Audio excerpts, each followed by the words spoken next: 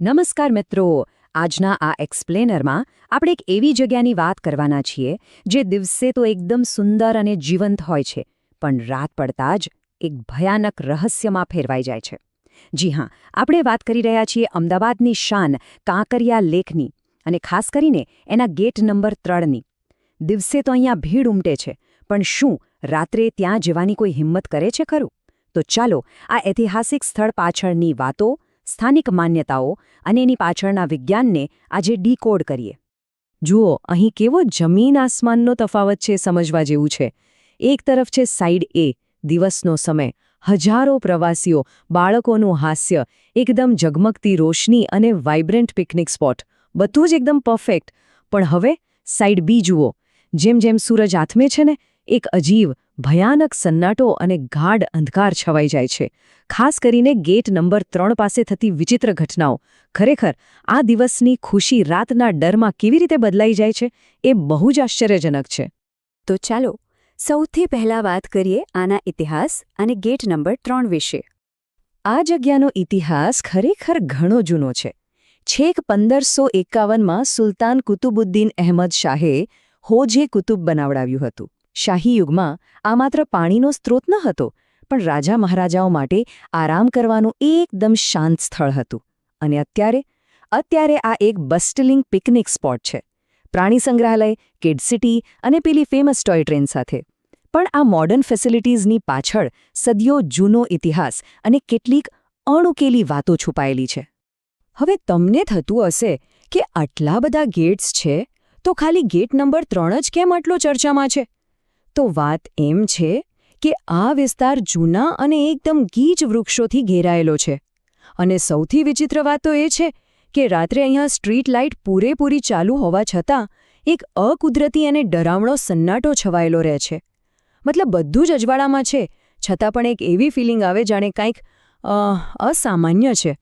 હવે જોઈએ કે આ બાબતે સ્થાનિક માન્યતાઓ શું છે અને લોકોનો ડર શેના વિશે છે.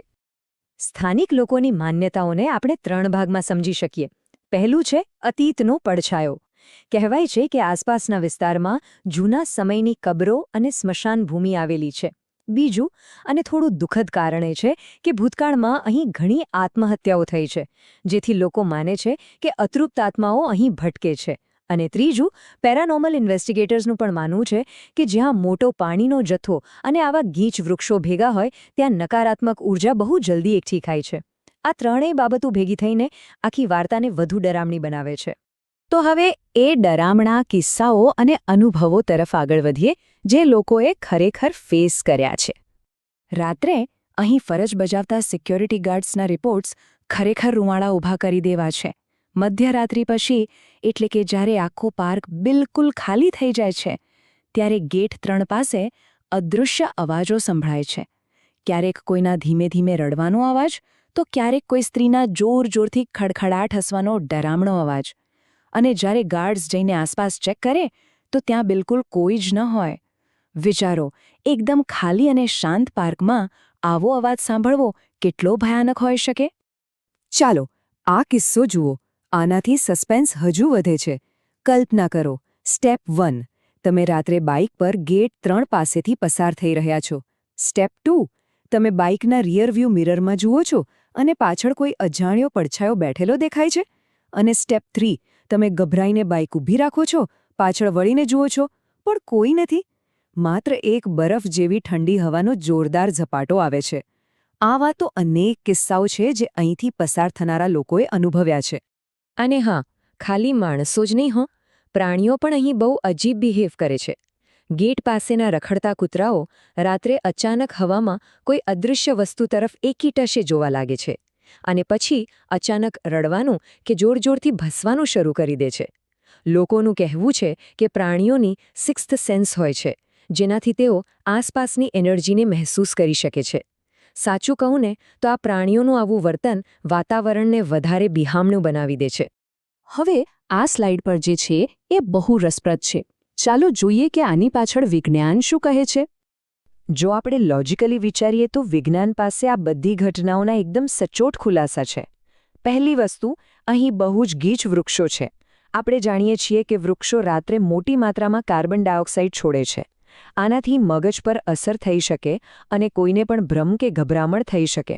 બીજું, રાતનું અંધારું અને સ્ટ્રીટ લાઇટના લીધે પડતા વૃક્ષોના પડછાયાઓ ભેગા મળીને વિચિત્ર ઓપ્ટિકલ ઇલ્યુઝન એટલે કે દૃષ્ટિભ્રમ ઊભો કરે છે. અને ત્રીજું, પેલા ડરામણા અવાજો, જ્યારે ફૂલ સ્પીડમાં પવન આ જૂના દરવાજાઓની તિરાડોમાંથી પસાર થાય છે ને, ત્યારે એ એક તીક્ષ્ણ સીટી જેવો અવાજ કરે છે, જે રાતના સન્નાટામાં કોઈના રડવા કે હસવા જેવો જ લાગે. આ સાયન્ટિફિક ફેક્ટ સાંભળ્યા પછી બધું એકદમ નોર્મલ લાગવા માંડે છે ને, પણ જે લોકોએ ખરેખર રાતના સન્નાટામાં પેલી ઠંડી હવા અને ડરનો સામનો કર્યો છે, એમના માટે આ માત્ર સાયન્સ નથી. આ બાબતને સમજાવતો એક બહુ જ પાવરફુલ કોટ છે. તર્ક ત્યાં જ કામ કરે છે જ્યાં બુદ્ધિ પહોંચી શકે, પણ જ્યાં અનુભવ શરૂ થાય છે ત્યાં તર્ક પૂરો થાય છે. બસ જેણે આ અનુભવ્યું છે એમના માટે એક ક્ષણનો ડર કોઈ પણ સાયન્ટિફિક એક્સપ્લેનેશન કરતાં ઘણો મોટો છે. તો અંતે સવાલ એ થાય કે આ સાવચેતી છે કે માત્ર અંધશ્રદ્ધા? આ વાર્તાઓ અને માન્યતાઓની અસર આજે પણ એટલી પાવરફુલ છે કે અમદાવાદમાં એક વણલખ્યો નિયમ બની ગયો છે. કોઈ પણ લોકલને પૂછશો તો એ જ કહેશે કે મોડી રાત્રે કાંકરિયા ગેટ નંબર 3 પાસે ક્યારેય એકલા ન રોકાવું. આજના ટાઈમમાં ત્યાં હાઈટેક સુરક્ષા વ્યવસ્થા છે, ગાર્ડ્સ છે, કેમેરા પણ છે. છતાં પણ આ જગ્યાનો ઇતિહાસ અને ત્યાંનો માહોલ લોકોના મગજમાં એવો છપાઈ ગયો છે કે લોકો આપોઆપ આ નિયમ પાડે છે. મતલબ કે અમુક જગ્યાઓનો પ્રભાવ સમય જતાં પણ ભૂંસાતો નથી. તો આ માત્ર એક ભ્રમ છે કે પછી બીજું કંઈક? કાંકરિયાનો ગેટ નંબર 3 ફક્ત એક ભૌગોલિક લોકેશન નથી, પણ રહસ્યોનું એક આખું ચેપ્ટર છે. હવે આને તમે સાયન્ટિફિક ઇલ્યુઝન માનો કે પછી કોઈ નેગેટિવ એનર્જી, પણ એટલું તો નક્કી છે કે આ જગ્યા અમદાવાદના સૌથી મિસ્ટીરિયસ સ્પોટ્સમાંથી એક છે.